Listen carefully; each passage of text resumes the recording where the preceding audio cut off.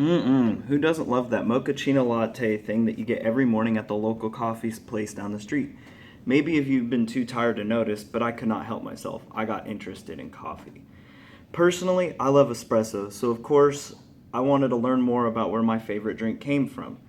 There are a bunch of ways to make coffee or espresso, literally hundreds. So naturally, I was curious where the perfect double shot came from. While I was researching topics on Italy, I ran across some old machines and things from people that they used in the past to make coffee or espresso. As stated by Florence Fabricant, New York Times, 1996, a perfect espresso cannot be made in large portion. A single should only be 1 to 1.5 ounces, whereas a double being 2 to 2.5 ounces only. I only chose 4 different traditional styles of coffee that they make in Italy to explain today because there's just too many to do in 6 minutes.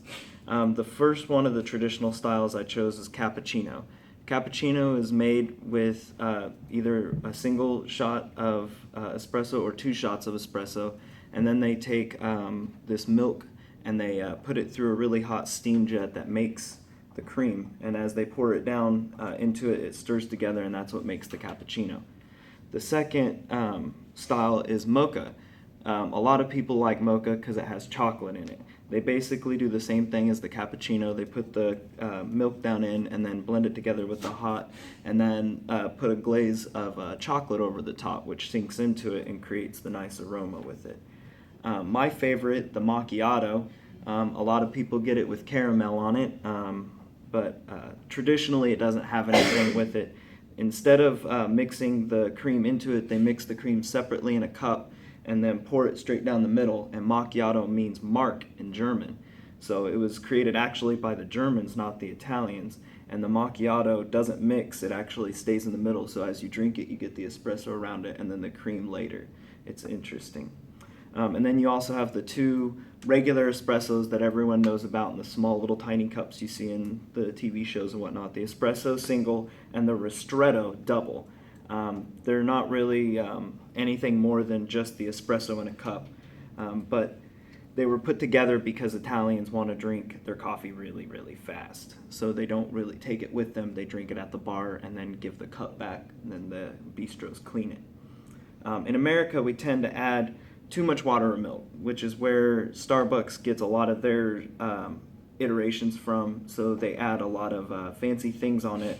And that's what causes the coffee to be bitter, is when you add a lot of milk. So the best espresso comes down to the beans, and of course you need to grind it all the way down like sand and then press it perfectly so that the water flow can go through it and the heat can sink into the actual liquid to pour out the perfect espresso. So now that you know too much about coffee, let's find out where it came from. Italy, why did you start this coffee thing anyway? Italians want energy so quick that they have to drink it right there in the bar. That's what the appeal of espresso came from. They want one flawless cup of coffee really fast right now. So the early machines that took up to about 5 minutes to make the espresso, and they were huge.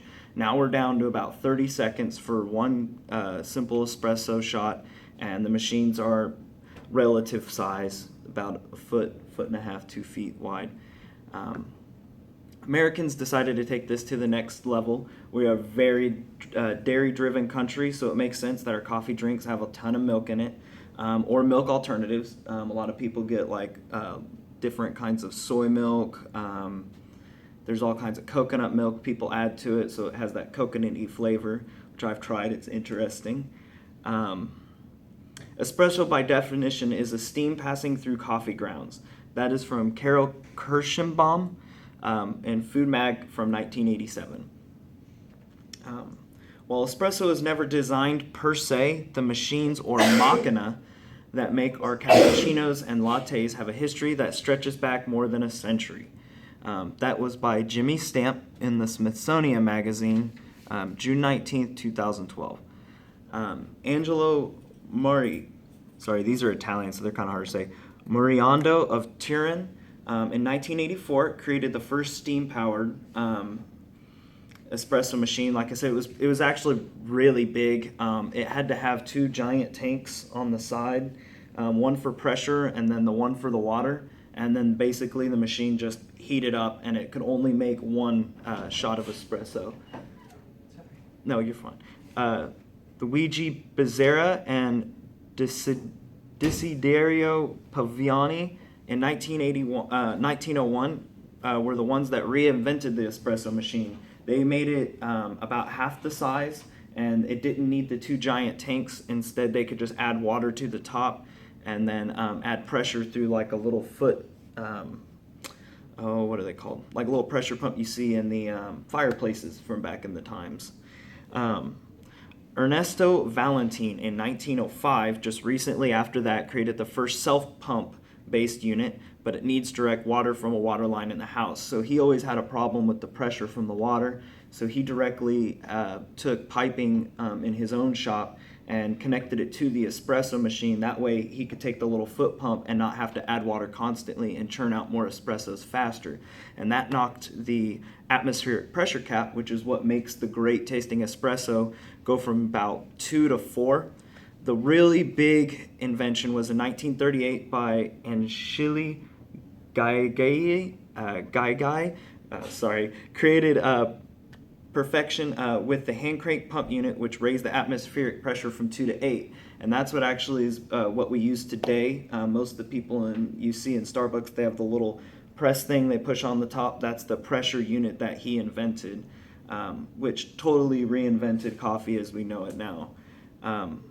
So now that we are coffee people, what do you think of that? We now know that we have a bunch of traditional styles. The main four were cappuccino, mocha, macchiato, and espresso. We know that it was created in Italy, but other countries kind of put their own variation on things. And we also learned that it takes a really crazy machine with steam and a lot of hot water to make the perfect cup of coffee. So we know exactly what makes a real cup of coffee: good beans, perfect water flow, and a mastery of heat and pressure. So the next time you go into Starbucks or that local coffee shop down the street, I hope you have a better understanding where your low-fat mint chocolate almond macchiato came from.